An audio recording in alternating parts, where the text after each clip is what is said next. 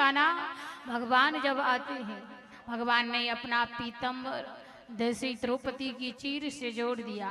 आज दुर्शासन खींचते खींचते खींचते खींचते थक गया, पर उस चीर को न खींच पाया। बाद में सभा में बैठे हुए जितने भी हैं, आज विदुर जी ने कहा आज तुम हार गए, अब तो उनका राज उन्हें वापस दे दो। कहा अभी ऐसे राज नहीं दूंगा। दुर्योधन ने कहा पहले मैं 13 वर्ष यानी 12 वर्ष का वनवास, 1 वर्ष का अज्ञातवास देता दूं, और उसी अज्ञातवास में अगर ये मिल गए तो ये मैं मार दूंगा, और अगर ये नहीं मिले तो इनको फिर मैं इनकी इंद्रप्रस्थ वापस लौटा दूंगा। पूरा वनवास यानी 13 वर्ष का, भगवान को मिला था 14 का, इनको 13 वनवास का। जब 12 वर्ष का वनवास, 1 वर्ष का अज्ञातवास, अज्ञातवास काटने के बाद 13 वर्ष का वनवास काटने के बाद भगवान शांति दूत बन के कहाँ पहुंचे? पांडवों के पास। पांडवों की ओर से भगवान पहुंचे दुर्योधन के पास। दुर्योधन से कहा उनका वनवास पूर्ण हो गया, अब उनका इंद्रप्रस्थ उन्हें वापस दे दो। दुर्योधन ने कहा ऐसे वापस नहीं दूंगा। भगवान ने कहा इंद्रप्रस्थ वापस नहीं देते तो 5 गांव दे दो, 5 गांव में गुजारा कर लेंगे। दुर्योधन ने कहा सुई के नोक के बराबर भी बिना युद्ध का नहीं दूंगा, युद्ध करना पड़ेगा। हार गया तो सब कुछ प्राणों से उनको प्राण धोने पड़ेंगे अपनी, और अगर जीत गए तो मैं सब कुछ सौंप के चला जाऊंगा। युद्ध का कहा, भगवान शांति दूत बनकर जाते हैं। 56 प्रकार का व्यंजन रखा है। दुर्योधन के मेवा मिष्ठानों को त्याग करके विदुरानी कर गया, घर के जाके विदुरानी के यहाँ भगवान ने छिलकों का भोग लगाया, केले के छिलकों का भोग लगाया। विदुर जी पर, विदुरानी जी पर कृपा की, तब वहां से पुनः वापिस आए।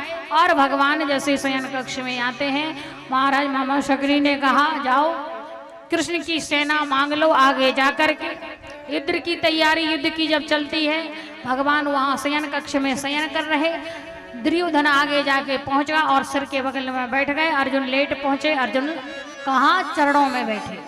भगवान और जैसे ही उठ के देखे तो अर्जुन से कहा अर्जुन कब के आए हो, क्या हुआ, कितना विलंब हो गया, कितना समय हो गया? अर्जुन ने कहा हे प्रभु, हे कन्हैया, हे राघव, बस अभी आया हूं।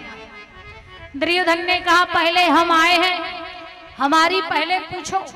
भगवान ने कहा मुझे पता नहीं था कि आप कब आए हैं, आप सिर के बगल में बैठे हैं। जो अभिमानी, जो अहंकारी, जो घमंडी होता है वो जाके सर पे ही बैठता है और सर के बगल में ही बैठता है। भगवान ने कहा देखो दोनों से मैं कहता हूं, एक और निहत्था अकेला मैं, एक और मेरी 23 अक्षौणी सेना, मांगो क्या चाहते हो। मैं अस्त्र शस्त्र नहीं चलाऊंगा। आज दुर्योधन ने सोचा जब अस्त्र शस्त्र चलाएंगे नहीं तो इनका हम क्या करेंगे, ऐसे अच्छा है इनकी जो सेना है 23 अक्षौणी वो ही ले लेते हैं। कहा प्रभु से कहा आप अपनी 23 अक्षौणी सेना हमें दे दो। भगवान ने 23 अक्षौणी सेना दे दी। अर्जुन से कहा अर्जुन तुम मांगो, क्या मांग रहे हो, सेना या हमें? अर्जुन ने कहा कन्हैया बस जब इतना बड़ा इतना जीवन था, ऐसा संघर्षमयी जब आप यहाँ से निकालते हैं तो अब भी मेरा कल्याण ही चाहोगे। प्रभु ऐसी कृपा करो, मैं नहीं चाहता कि कुछ और, आप तो बस मेरा रथ हाँकना जितने दिन युद्ध चले, इसलिए मैं आपका दास, आप मेरे रथी बनकर चलो और मेरा रथ हाँको और जितने दिन युद्ध महाभारत चले। आज भगवान ने रथ हाँकने का कार्य किया। भीष्म महासंग्राम, युद्ध छिड़ा, धर्म के लिए महासंग्राम, जैसे धर्म युद्ध छिड़ गया। युद्ध कितने दिन चला? चलते चलते युद्ध को कितने दिन हो गए थे, किसी को पता है? 18 दिन हुए थे। कितने दिन? 18 दिन में 23 अक्षौणी, कई घोड़े मारे गए, कई हाथी मारे गए, कई मंत्री संतरी मारे गए, सारा युद्ध समापन हो गया। भीष्म पितामह बाणों की सैया पर लेटे हैं और दुर्योधन की जंगा को तोड़ डाला भीम ने और दुर्योधन उस भूमि पर बैठा हुआ तड़प रहा है, रो रहा है। और गुरु पुत्र अश्वत्थामा ने देखा उस दृश्य को, कहा ये तुम्हारी दशा किसने कर दी? कहा ये पांडवों ने कर दी है। बताओ मित्र, मैं तुम्हारे लिए क्या कर सकता हूं? दुर्योधन ने कहा जाओ जाके 5 पांडवों के सर की मुंडियों को काट कर लाओ, बस अगर जो कर सकते हो बस इतना कर दो।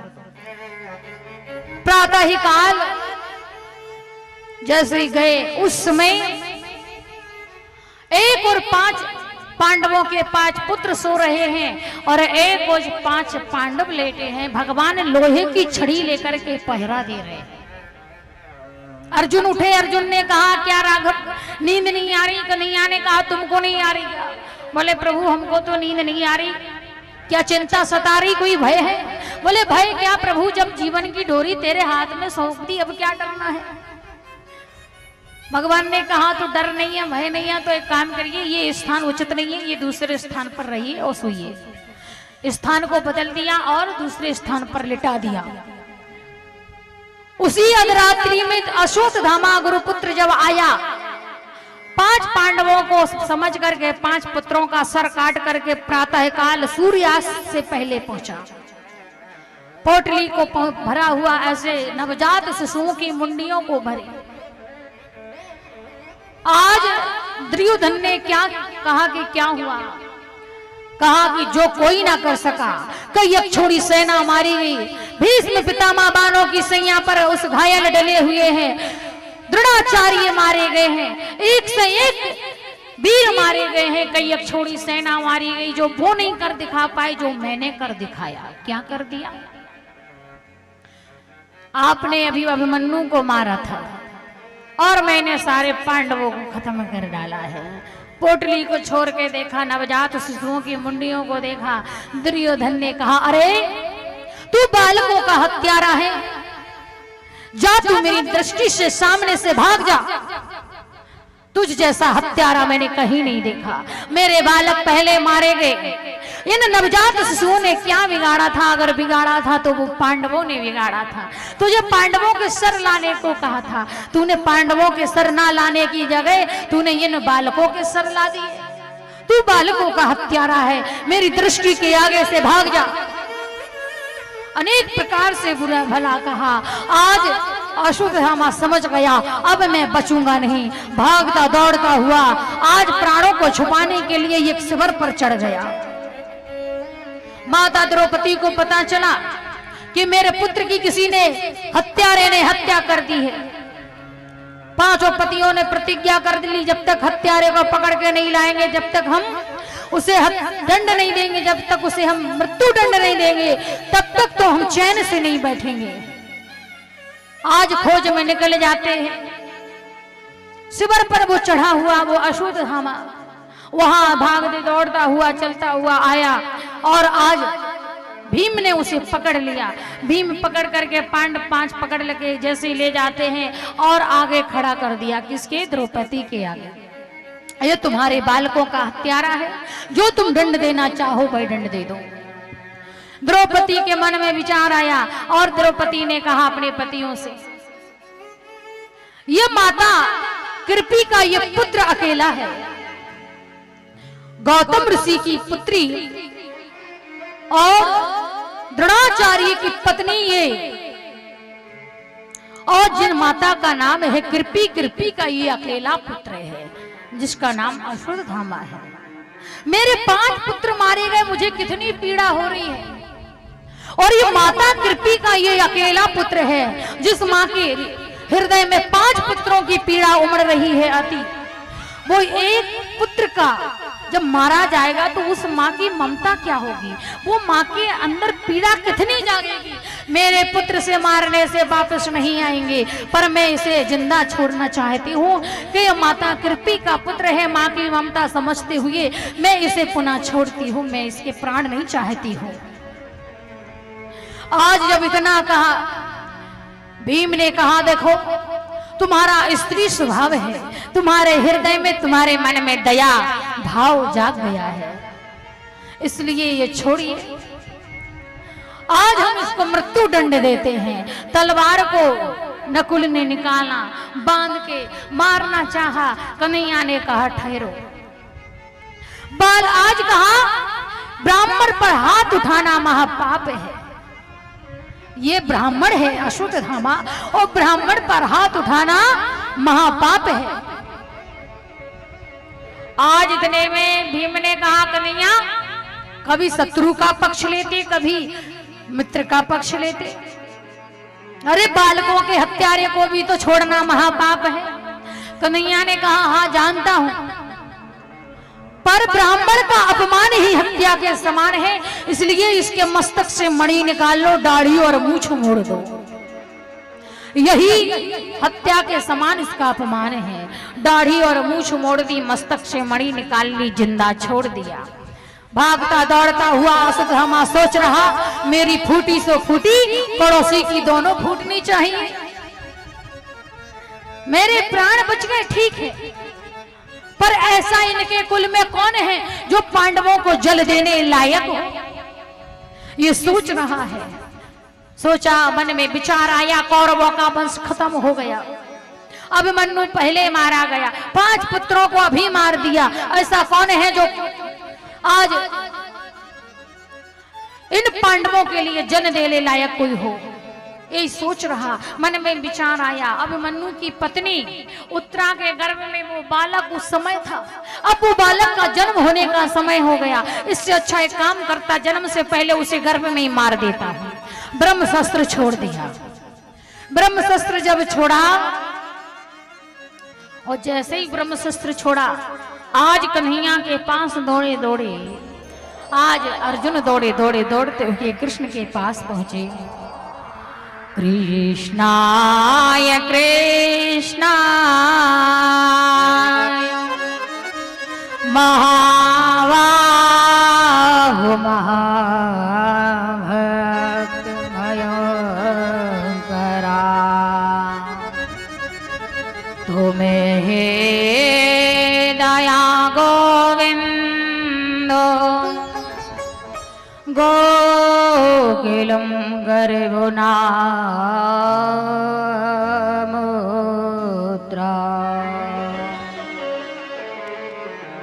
हे कन्हैया, जिस गर्भ में वो बालक पल रहा है उसकी रक्षा करिए गोविंद। आज उस बालक का प्राणों की रक्षा करिए गोविंद। पाहि पाहि महायुगे देव जगत्पते,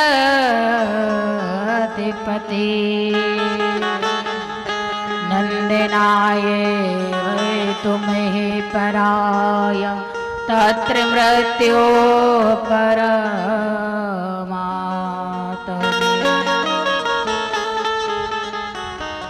श्री कृष्णाय वासुदेवाय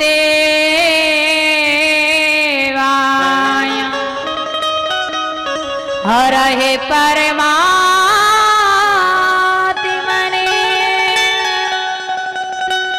प्रतिकलेशनाशाय गोविंदाय नमो नमः। हे गोविंद, हमारे इस संकट को, घोर संकट को हर लीजिए। हे कन्हैया, हे दामोदर, जो गर्भ में बालक बन रहा उसकी रक्षा करिए। कि दीने दयाले ब्रधो संभाल,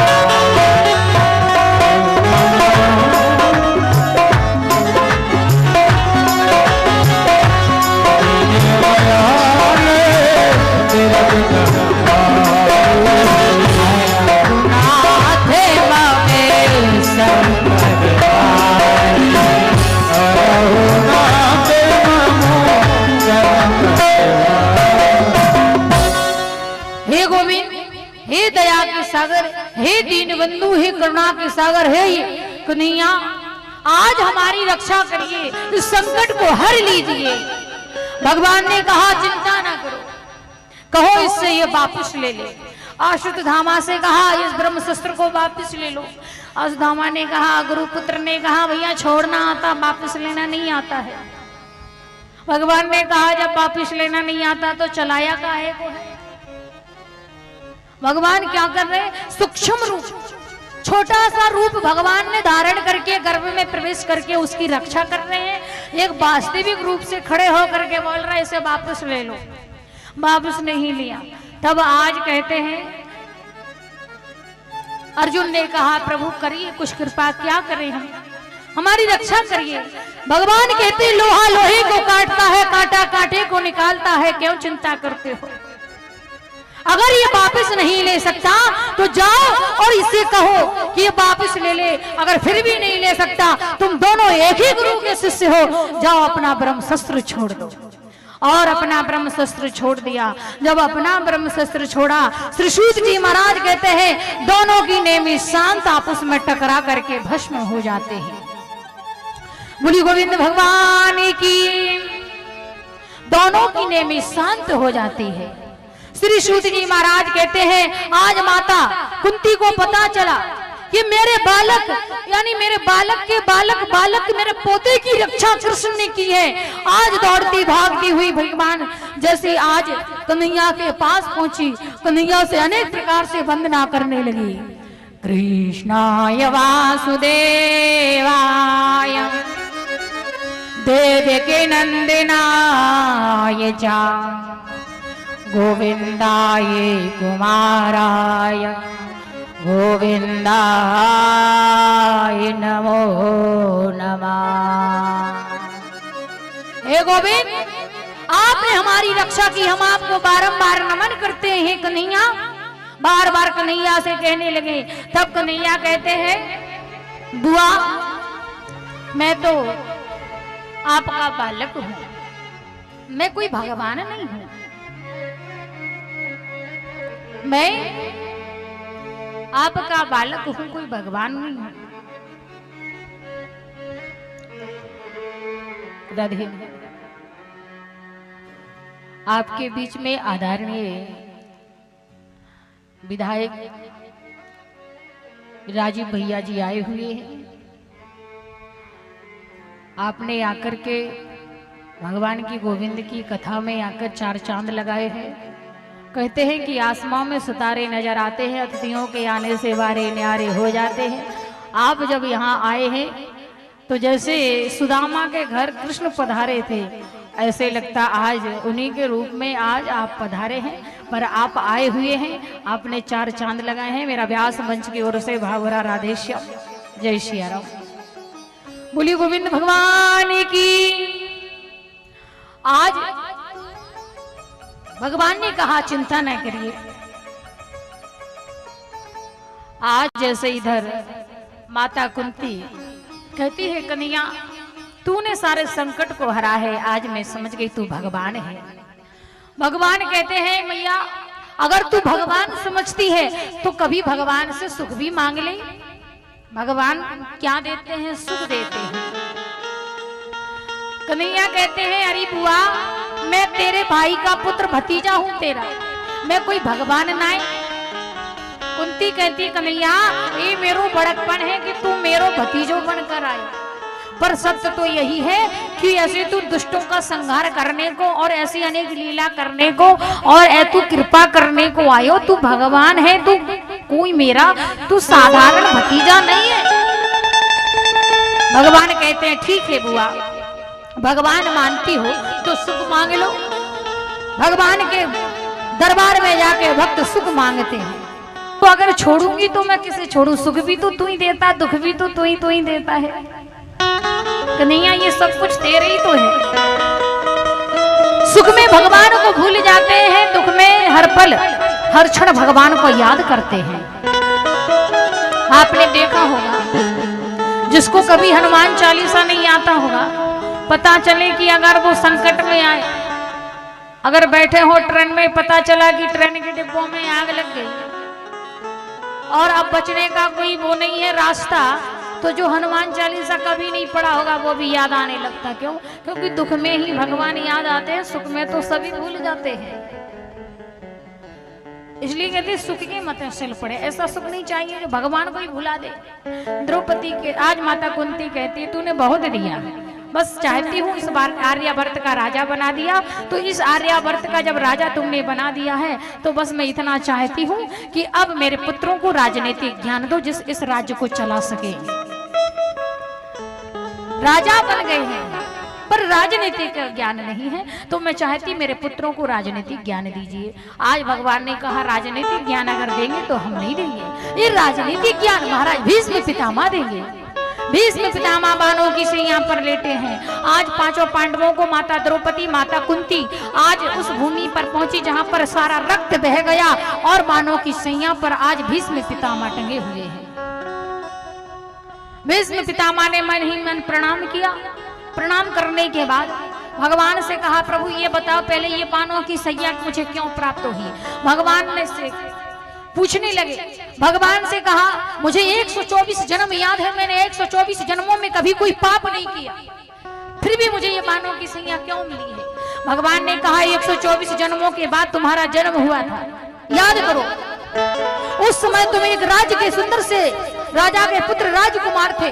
तुम जब जा रहे थे तुम्हारे रास्ते में एक सर्प आ गया। तुमने अपने उस सर्प को जब वो निकल रहा था उसका कोई कसूर नहीं, ना कोई गुनाह था। तुमने समझा कि ये मेरे रास्ते का विघन है और तुमने उसे बाण की नोक से उठा करके उसे ऐसा फेंका कि जरिया के कांटों में जाके गिर पड़ा। 18 दिन वो तड़पा और 18 दिन जब वो तड़पा तो उसने तुम्हें हर क्षण कोसा कि जिस प्रकार मेरी गति हो रही है उसी प्रकार उस फेंकने वाले की गति हो। याद करिए तुम। और दूसरा पाप तुमने अपनी पुत्र जैसी पुत्र वधू का पुत्री जैसी पुत्र वधू का चीर खींचते हुए जब उस दुशासन की औकात नहीं थी कि वो खींच लेता, पर उस समय आपने कुछ नहीं कहा, अपनी चुप्पी को साध करके बैठे थे, दो शब्द नहीं निकाले। आप चाहते तो पितामह वहां उस दुशासन की औकात नहीं थी कि वो स्पर्श को छाया को भी स्पर्श कर लेता। भीष्म पितामह ने कहा बेईमानी का अन्न खाया था, अन्न खाने से मेरी बुद्धि बिगड़ गई थी, मेरा मन बिगड़ गया था, इसलिए मैं क्षमा चाहता हूँ, मेरे मन की शुद्धि नहीं हुई थी, अब मुझे क्षमा कर दीजिए, बहुत बड़ी भूल हुई है। भगवान ने कहा हमसे क्षमा मांगने से कुछ नहीं होता है। पुत्रों को राजनीतिक ज्ञान दे रहे हैं कि आए हुए को शत्रु को जीवन में शरण में ले लेना यही तुम्हारा कर्तव्य है। कानों से कभी गलत सुनना नहीं है, नेत्रों से कभी गलत देखना नहीं है। और ये शब्द जब सुना तो माता द्रौपदी हंस जाती है। माता द्रौपदी हंस गई। माता द्रौपदी जब हंसी भीष्म पितामह ने देखा द्रौपदी का रूह कांप गया। द्रौपदी कांप जाती है। द्रौपदी से कहा क्यों हंसी हो। द्रौपदी ने कहा हे पितामह बस यूं हंस गई, क्षमा कर दीजिए, बहुत बड़ी भूल हो गई। पितामह ने कहा हंसने के पीछे कोई राज होता है, बोलने के पीछे भी कोई राज छुपा रहता है। हंसने का कारण क्या है ये मुझे बताइए। आज द्रौपदी पर ज्यादा बोलने लगे तो द्रौपदी ने कहा ठीक है, अगर आप कहते हो तो बोल लेती हूँ। आपने कहा है कि जीवन में गलत कभी करना नहीं, ये ठीक है। आई हुई को शरण में ले लेना ये ठीक है। कानों से कभी सुनना नहीं ये भी ठीक है। नेत्रों से कभी देखना नहीं, ये कहाँ की नीति है। भीष्म पितामह वही पितामह है जिस भक्त हमारे लिए भरी सभा में चीर को खींचा जा रहा था। उस समय हमने आपसे याचना की थी, हम बोला था हमने कि हमारा क्या कसूर है, हमने क्या गुनाह कर दिया है, हमसे ऐसी कौन सी गलती हुई है, पर आपने कुछ नहीं बोला। उस समय हमारी चीर को खींचा जा रहा था, दो शब्द नहीं निकाले कि पितामह वही पितामह है। पितामह ने कहा मुझे क्षमा कर दीजिए, मैंने उस दुष्ट के घर रह करके अन्न खाया था, अन्न खाने से मेरा सारा मन बिगड़ गया था। और जो बेईमानी का अन्न धन जो रखता है ना उसके घर में इसी प्रकार से बुद्धि का निर्माण बुद्धि दौड़ती है, जिस प्रकार से पितामह की भी बुद्धि बिगड़ जाती है। धन कमाना सरल है पर यूज करना, उसे उपयोग में लगाना बड़ा कठिन है। कभी कभी धन भी उल्टी दिशा दिखा देता है। इसीलिए धन रहते हुए भी धन को धर्म में लगाते रहो जिसकी शुद्धि होते रहे। अन्न का बहुत है पर उसमें से एक भाग धर्म में लगाते रहो जिससे उस अन्न की भी शुद्धि होती रहे। आज दुर्योधन ने बेईमानियों से भाइयों से घात करके सारा धन इकट्ठा कर लिया था। आज वही अन्न से खाने से बुद्धि बढ़ गई, उस राज्य में रहने से मन बिगड़ गया। पितामह ने कहा क्षमा कर दीजिए, बहुत बड़ी भूल हो गई। द्रौपदी ने कहा दुख देने का कारण नहीं था, क्षमा करिए पितामह। मन ही मन पुत्रों को ज्ञान देने के बाद राजनीति आज जब कहने लगे अब हमें जाने की आज्ञा दो, पितामह ने कहा जाने की आज्ञा दो, तो कन्हैया कहते हैं हम भेजने वाले कौन होते हैं? तुम्हारे पिता ने मृत्यु का इच्छा वरदान तुम्हें दिया है, जब तुम चाहोगे तभी जाओगे, हम तुम्हें भेज नहीं सकते, इसलिए हम क्या करेंगे?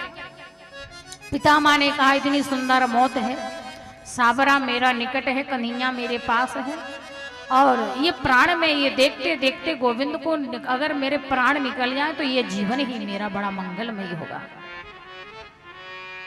इतना तो करे न स्वामी जब प्राण तने से निकले, इतना तो करे न स्वामी जब प्राण तने से निकले।